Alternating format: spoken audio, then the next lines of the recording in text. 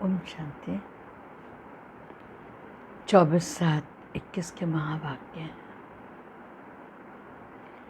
याद से ही जीवन की पूंजी है, याद से ही जीवन की मुक्ति है, याद से ही परमात्मा पतित से पावन बनाता है। तो बाबा ने उस याद पर जोर दिया है। मीठे बच्चे, तुम बाप के पास आए हो अपना जीवन हीरे जैसा बनाने। बाप की याद से ही ऐसा जीवन बनेगा। नई दुनिया में ऊंच पद के लिए कौन सा पुरुषार्थ करना है? प्रश्न है, नई दुनिया में ऊंच पद के लिए कौन सा पुरुषार्थ करना है? बाबा कहते हैं, मीठे बच्चे, जिन पुराने संबंधियों ने इतना दुख दिया, दुखी किया है ना, अब उनके मोहजाल से बुद्धि को निकाल कर एक मुझे याद करो। उनके साथ रहो भले, लेकिन मन मेरे साथ लगाओ, मेरे में लगाओ। मनमना भव का मंत्र सदा याद रखो तो तुम नई दुनिया में ऊंच पद पाएंगे। क्या समझे? क्या होगा? नई दुनिया में ऊंच पद पाएंगे। गीत है, तूने रात गंवाई सोए के। ओम शांति। जैसे बच्चों को सभी शास्त्रों का सार समझाते हैं, वैसे इन गीतों का भी सार तुमको समझाते हैं। वही सबका रूहानी बाप है। रूहानी बच्चों को ब्रह्मा तन में बैठकर समझा रहे हैं। बाबा समझाते हैं, हे बच्चों, तुम जानते हो क्या हमारा जन्म हीरे जैसा कैसे बन रहा है? हाँ, ये समझाते ना बाबा। बाबा के पास आते ही हो हीरे जैसा जन्म बनाने। हीरे जैसा जन्म कहा जाता है किसको? स्वर्गवासियों के लिए कहते हैं। कौड़ी जैसा जन्म है नरकवासियों का। तुम संगम युग को भी जान चुके हो। हम अभी संगम युगवासी हैं। यह संगम युग सबके लिए कल्याणकारी है। इस संगम युग में ही सर्व की सद्गति होती है। कौन करते हैं? परम धाम से आने वाला मुसाफिर। वह मुसाफिर है ना, मगर तुम मुसाफिर नहीं हो। तुम आकर जाते नहीं हो। बाप कहते हैं, मैं पुरानी दुनिया में आता हूँ और आकर फिर लौट जाता हूँ। बच्चे जानते हैं यह सेवा करने वाला सिर्फ एक मुसाफिर है, जो आकर हम बच्चों की बड़ी सेवा करते हैं। ऐसी सेवा और कोई कर न सके। सेवा के लिए ही पुकारते हैं कि आकर हम पतितों की सेवा करो। बाप भी कहते हैं, हम बच्चों की सेवा में आए हैं, क्योंकि बच्चे बहुत दुखी हैं। पुकारते भी हैं, दुख हरो शांति दो। दो चीज़ हमेशा याद रहती है। कौन कौन सी? एक तो सुख और दूसरी शांति। यहाँ दुख है और अशांति है। तब पुकारते हैं, बाप ही आकर सारा राज सृष्टि चक्र का बच्चों को समझाते हैं। बच्चे समझते हैं कि अब भक्ति मार्ग खत्म होता है। कलयुग का अंत माना भक्ति नीचे उतरती आती है। ज्ञान से तुम्हारी चढ़ती कला होती जाती है। तुम ऊंच से ऊंच पद पा लेते हो। क्यों? क्योंकि वो प्रारब्ध है। फिर वो प्रारब्ध का धीरे धीरे सुख कम होता जाता है जब नीचे उतरते हो तो। भक्ति तो भारत में जितनी होती है और कहीं होती ही नहीं। ये भक्ति आधा कल्प चलती है। जब से द्वापर शुरू होता है और दूसरे धर्म स्थापन होना शुरू होते हैं, तब से भक्ति शुरू होती है। भक्ति भी पहले बहुत अच्छी होती है, जैसे स्वर्ग बहुत अच्छा होता था पहले, फिर आहिस्ते आहिस्ते कला कम होती जाती, भक्ति शुरू होती है तो पहले पहले शिव के पुजारी बनते हो।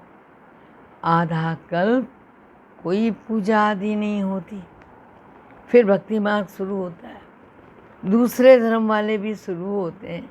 इतनी भक्ति और कोई कर न सके। पूरा आधा कल्प भक्ति चलती है।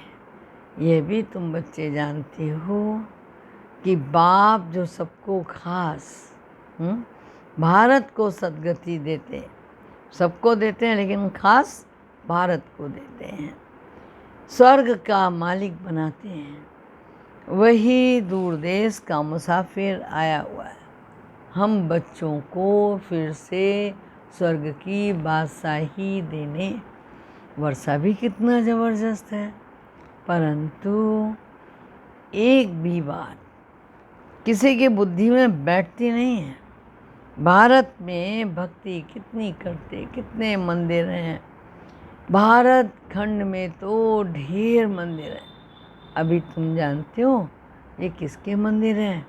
पहले पहले तो शिव बाबा का मंदिर बनता है, फिर बनते हैं देवताओं के। वह मंदिर भी तुम्हारे सामने खड़े हैं। एक तरफ शिव बाबा की पूजा करते हो, दूसरी तरफ शिव बाबा तुमको पूज्य बना रहे हैं। तुम यहाँ आए हो पूज्य देवता बनने। जो भी देवताओं के पुजारी हैं, वास्तव में वह भी आकर यहाँ ब्राह्मण बनेंगे। धीरे धीरे वृद्धि होती जाएगी। सभी इकट्ठे तो पढ़ न सकें, समय लगता है। कल पहले भी जिन्होंने पढ़ा होगा वही फिर पढ़ेंगे। एक दो को पढ़ाते रहना है। सबको बाप और सृष्टि के आदि मध्य अंत की नॉलेज सुनाते हैं, जिससे मनुष्य स्वर्ग का मालिक बन सकते हैं। तो आकर समझो, तुम बच्चों की बुद्धि में है यह नाटक का चक्र कैसे चलता है। कहानी तो लाखों वर्ष की बैठकर कोई सुना नहीं सकते। तुम जानते हो 5000 वर्ष पहले क्या था? कल की बात तो याद नहीं रहती है। किसका राज्य था? भारत में हम पूज्य थे, देवी देवताओं का राज्य था। याद आया ना कि हम पूज्य थे, फिर पुजारी बने। आगे तो यह कुछ पता ही नहीं था। हम सो पूज्य देवता थे। फिर हमने 84 जन्म लिए। 84 जन्मों की कहानी लक्ष्मी नारायण की है। तुम अपने 84 जन्मों की कहानी सुनाते हो। उनको तो अपनी कहानी बैठकर लिखने में बहुत समय लगता है। तुम 1 मिनट में 84 जन्मों की कहानी बता सकते हो। वो तो एक जन्म की कहानी लिखते हैं। छोटेपन में क्या क्या किया ये भी अपनी कहानी बताते हैं, बायोग्राफी लिखते हैं ना। हम 84 का चक्कर कैसे लगाते हैं? एक की तो बात नहीं, बहुत ब्राह्मण हैं। तुम ही इस चक्र को जानते हो। इस चक्र को जानने से तुम राजा रानी बनेंगे, समझा? और फिर औरों को बनाते भी हो। भक्ति भी भारतवासियों जैसी कोई नहीं करते। और जो भी मठ पंथ धर्म आदि हैं वो हमारे भक्ति के समय स्थापन होते हैं। पहले पहले हमारा कितना छोटा फूलों का झाड़ था, रूहानी गार्डन था। तुम चैतन्य फूल थे। इनको कहा जाता है फूलों का बगीचा। फिर वही कांटों का बगीचा बनता। इस समय सब कांटे बन गए। फिर कांटों को फूल कैसे बनना है, सो बाप बैठ समझाते। एक दो को दुख देना, बाबा ने कहा, ऐसा है जैसे कांटा लगाना। Student life is the best कही जाती है, वह बहुत अच्छी होती है। बच्चे बच्चियां बड़े खुशी में पढ़ते हैं। शादी की, एक दो को दुख देना शुरू किया, कांटा लगाना शुरू किया। सतयुग में कोई कांटा नहीं लगाता। अभी तुम फिर फूल बनते हो। तुम जानते हो भारत स्वर्ग था तो कितने अपार सुख थे। सोने की खानियाँ थीं, अभी खाली हो गई हैं। फिर तुमको सोना भरपूर मिलेगा। भारत में ही सोने, हीरे और जवाहरात की खानियाँ थी। उस समय अमेरिका आदि कुछ भी नहीं होता था, बॉम्बे भी नहीं थी। वंडर है ना। कलयुग के अंत में कुछ भी सोना देखने में नहीं आता। फिर सतयुग आदि में इतनी सोने की खानियाँ भरपूर हो जाती हैं, सोने के महल मिल जाते हैं। वंडर है ना, वहाँ खानियों से कितना सोना निकलता है। जैसे यहाँ मिट्टी की ईंटें हैं ना, वैसे वहाँ सोने की ईंटें बनती हैं।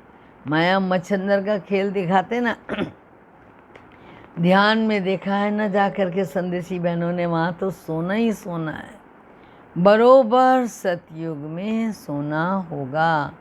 यहाँ तो देखो मिट्टी की ईंटें भी नहीं मिलती, बहुत महंगी हैं। जितनी यहाँ ईंटें पैसों से मिलती, उतनी वहाँ सोने की ईंटें मुफ्त मिलती हैं। समझा? रात दिन का फर्क है। तो क्यों नहीं पुरुषार्थ करना चाहिए नई दुनिया में ऊंच पद पाने का। यह यहाँ माया जाल में क्यों फंसे। बाप कहते हैं, पुराने संबंधों में तुम कितना दुख उठाते हो। बाबा ऐसे नहीं कहते कि इनको छोड़ दो। सिर्फ बुद्धियोग एक बाप से लगाओ तो तुम विश्व के मालिक बन जाएंगे।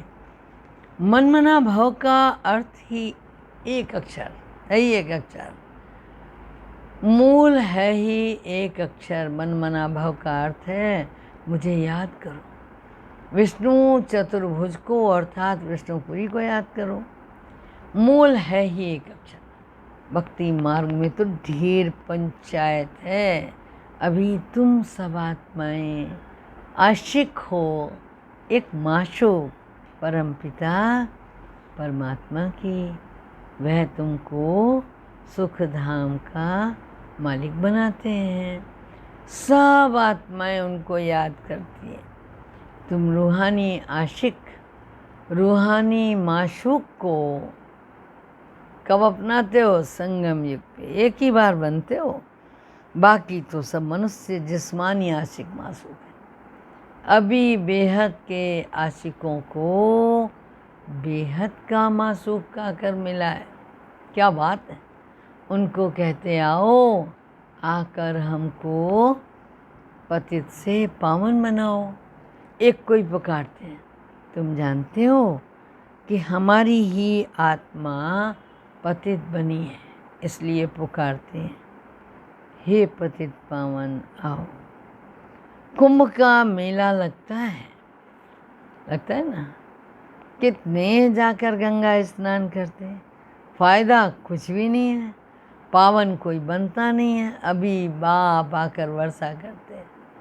तुम्हारे ऊपर ज्ञान की वर्षा हो रही है, जिससे फिर कांटों का जंगल बनता है। ये जो फूलों का बगीचा है ना, कांटों का जंगल फूलों का बगीचा बन जाता है। तुम जानते हो हमारा जब राज्य होगा तो वहाँ क्या नहीं होगा, बताओ तो। हमारे राज्य में क्या नहीं होगा? हाँ, क्या नहीं होगा? कोई पतित नहीं होगा। सारे विश्व पर ज्ञान वर्षा हो जाती, सब कुछ हरा भरा हो जाता है। खानियाँ भी हीरे जवाहरातों की नई बन जाती हैं। अब तुम बच्चों को कितना खुशी में रहना चाहिए। सन्मुख देखते हो बेहद का बाप बैठ मुझे समझाते कि तुम मुझे याद करो, तो क्या होगा? विकर विनाश तुम्हारे होंगे। भल तुम कहाँ भी बैठो, स्नान करो, बुद्धि में बाप की याद रहे। वहाँ तो याद करने की फुर्सत ही नहीं है। बाप को जितना याद करेंगे उतनी तो कमाई है ना, याद से ही कमाई है। ऐसा कभी सुना है कि याद से कमाई होती है? कितनी बड़ी कमाई है। तुम विष्णुपुरी के मालिक बन जाएंगे। सुना? तुम जानते हो हम आत्माओं का बाप निराकार है। तुम विष्णुपुरी के मालिक बनोगे। उसने शरीर का आधार लिया। भागीरथ का भी वर्णन है ना, भाग्यशाली रथ, जिस रथ पर परम पिता की परमात्मा सवार होती है। आत्मा का रथ जब तैयार होता है तो झट आत्मा आकर प्रवेश करती है। बाप को तो इस रथ में आकर सिर्फ नॉलेज देनी है। इनके भी बहुत जन्मों के अंत में मैं जब वानप्रस्थ अवस्था होती है तब बाप कहते हैं मैं आकर इनमें प्रवेश करता हूँ अथवा इस रथ में विराजमान होता हूँ। बाकी घोड़े गाड़ी आदि के रथ की कोई बात नहीं है। अभी तुमको ये ज्ञान मिला है। बाप बैठ सब तुम बच्चों को समझाते हैं। तुमको बड़ी खुशी होनी चाहिए। ICS का इम्तहान पढ़ते हैं तो बड़ा नशा रहता है। वह होता है सबसे ऊंचा इम्तहान। तुम्हारी भी ये पढ़ाई है, ये भगवान की पाठशाला है। अब प्रश्न उठता है भगवान कौन? क्या श्री कृष्ण या शिव बाबा? सबका भगवान कौन है सिवाय एक निराकार के? सब तो कृष्ण को मानेंगे नहीं। सभी आत्माओं का वह निराकार परमपिता परमात्मा है। वह सदैव परम धाम में रहते, एक ही बार आते हैं जब बच्चों को स्वर्ग का मालिक बनाना होता है। तुम जानते हो वही बाबा कल्प कल्प हमको क्या करते हैं? रंक से राव बनाते हैं। भारत अब रंक है ना, फिर दूसरे जन्म में क्या बनना है? तुमको तो सब साक्षात्कार हुए हैं ना। विनाश का भी साक्षात्कार हुआ है, स्थापना का भी साक्षात्कार हुआ है। तो बाबा ने कहा भगवानों आज मैं तुमको राजाओं का राजा बनाता हूँ। बहुत दान पुण्य करने से कोई को अल्पकाल का सुख मिलता है। राजाओं के पास जन्म लेकर के फिर फट से मर जाते हैं। कोई गर्भ में मर जाते हैं, कोई लूले लंगड़े काने बन जाते हैं। जैसे कर्म करेंगे वैसे ही तो कार्मिक अकाउंट होगा, वैसे ही पद पाते हैं। अब तुमको राजाओं का राजा बनाते हैं। तुम कहते हो बाबा हम बलिहार जाएंगे तो जरूर राजाई फिर किसको मिलेगी? हाँ, जब बलिहार जाओगे तो राजाई भी तुम ही पाओगे ना। भारत को महादानी खंड कहा जाता है। यहाँ दान पुण्य आदि बहुत करते हैं। वह फिर शुरू होता है भक्ति मार्ग। अब तुमको 21 जन्मों के लिए दान देते हैं। अब तुम्हें बाप पर पूरा पूरा बलिहार जाना है। जाते हो ना, तन मन धन, रोज आरती करते समय कहते हैं सब कुछ है तेरा, तेरा तुझको अर्पण क्या लागे मेरा। हाँ, क्या सब कुछ दे दिया।